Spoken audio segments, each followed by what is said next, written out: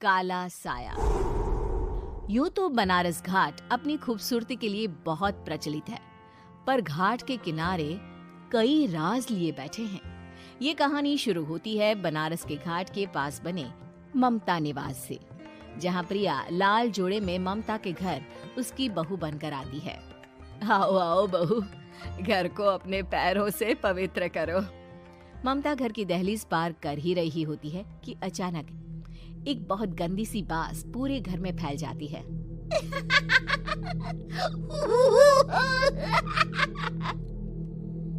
ये बदबू और ये आवाजें, ये कौन हंस रहा है माँ?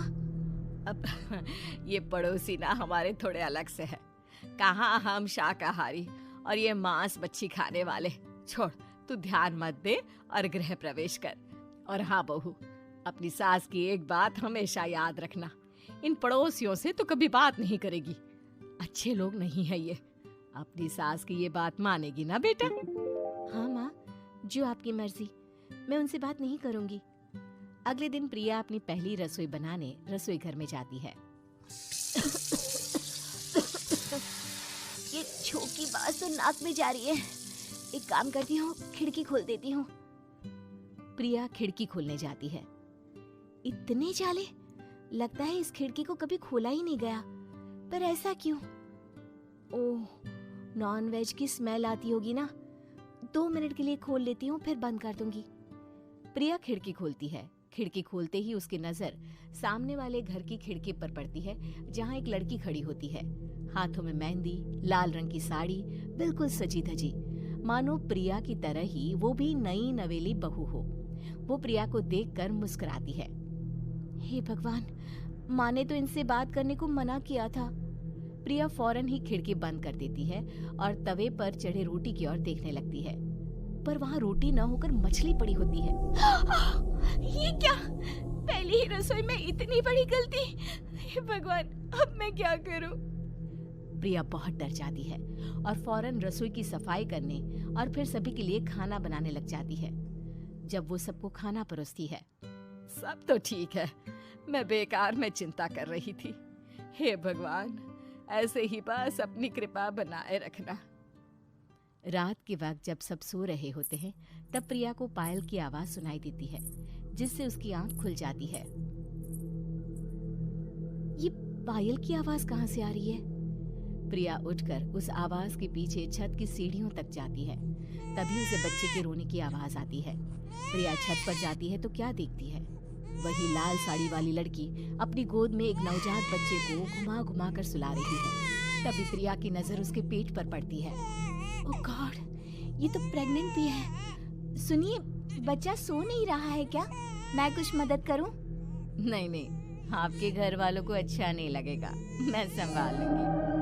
स्नेहा की गोद से बच्चा हाथ मारकर प्रिया की गोद में आने को छटपटाने लगता है। दोनों घर अगल बगल में बने होने के कारण प्रिया उस बच्चे को गोद में ले लेती है। प्रिया के पास आते ही वो सो जाता है। बच्चे का वो स्पर्श रात भर प्रिया भूल नहीं पाती और अगली सुबह वो छत पर कपड़े सुखा रही होती है। तभी उसे एक औरत इशारा करके बुलाती है। स्नेहा कह रही थी बाबू तुम्हारी गोद में आते ही सो गया। मैं गौरी, स्नेहा की माँ हूँ। बहू, घर आना, बाबू को खिला भी लेना। शाम को जब घर पर कोई नहीं रहता, बच्चे से मिलने के लिए प्रिया छिपकर अपनी पड़ोसन के घर चली जाती है और कुछ देर बच्चे को खिलाकर वापस लौट आती है। इसके कुछ दिन बाद ही प्रिया को पता चलता है कि वो माँ बनने वाली है। ममता की खुशी का ठिकाना नहीं रहता।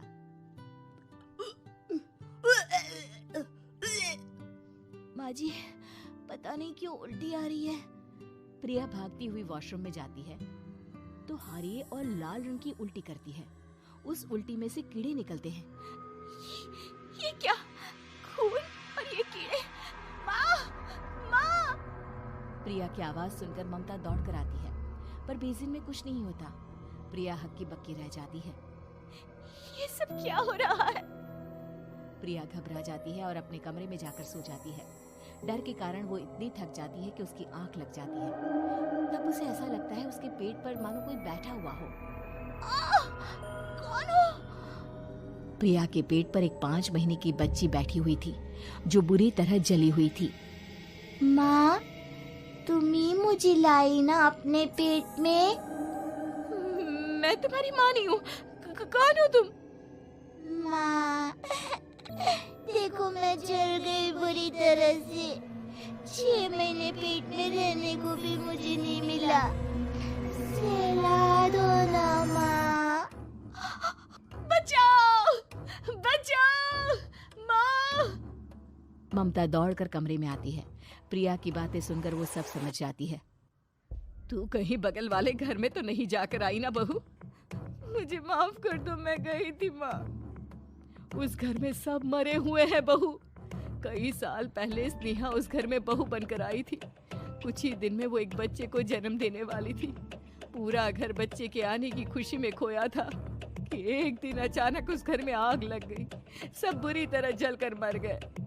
गौरी आज भी दादी बनने का इंतजार कर रही है और इसीलिए स्नेहा ने अपना अजन्मा बच्चा तुम्हारी कोख में डाल दिया। ममता ये कह रही होती है कि पीछे से उसके पैरों को एक बच्चा पकड़ लेता है। दादी, दादी। माँ, स्नेहा की गोद में यही बच्चा था। ये बच्चा कौन है फिर? तेरी मौत है। तेरी भी दादी। जिस चीज का ममता को डर था वही हो गया। ममता निवास के ऊपर मौत ने चादर बिछा दी थी। प्रिया का पेट ऐसे बढ़ जाता है मानो 9 महीने का हो। 2 हाथ उसके पेट से बाहर निकलते हैं। बहू, संतोष को फोन कर, किसी पंडित जी को बुला बहू। प्रिया का पति भागता हुआ घर आता है। ये तो होना ही था माँ। तेरा पाप तेरे सामने आ गया तो तू सह नहीं पा रही है। स्नेहा घर में आग लगी नहीं थी, माँ ने लगाई थी, प्रॉपर्टी की लालच में। और वो बच्चा मेरी पहली पत्नी का बच्चा है, मेरा बेटा, जो कि उस आग की चपेट का शिकार हो गया था। मैंने तुमसे ये सब माँ के कहने पर छुपाया था। मुझे माफ कर दो प्रिया। तुम अगर चाहो तो यहाँ से जा सकती हो। मैं तुम्हें किसी भी बंधन में रखना नहीं चाहता। मेरी शादी हुई है आपसे, मैं आपको छोड़ नहीं सकती, पर उससे पहले हमें स्नेहा, उसकी माँ और बच्चे की आत्मा की शांति करवानी होगी। संतोष और ममता गौरी के घर जाते हैं। अंदर सब कुछ जला हुआ होता है। जमीन पर जली हुई लाशें बिखरी हुई थी। ममता रो रो कर अपने करने की माफी गौरी से मांगती है। प्रिया स्नेहा के घर वालों का अंतिम संस्कार करवा देती है और ममता निवास फिर से आत्माओं के साए से मुक्त हो जाता है।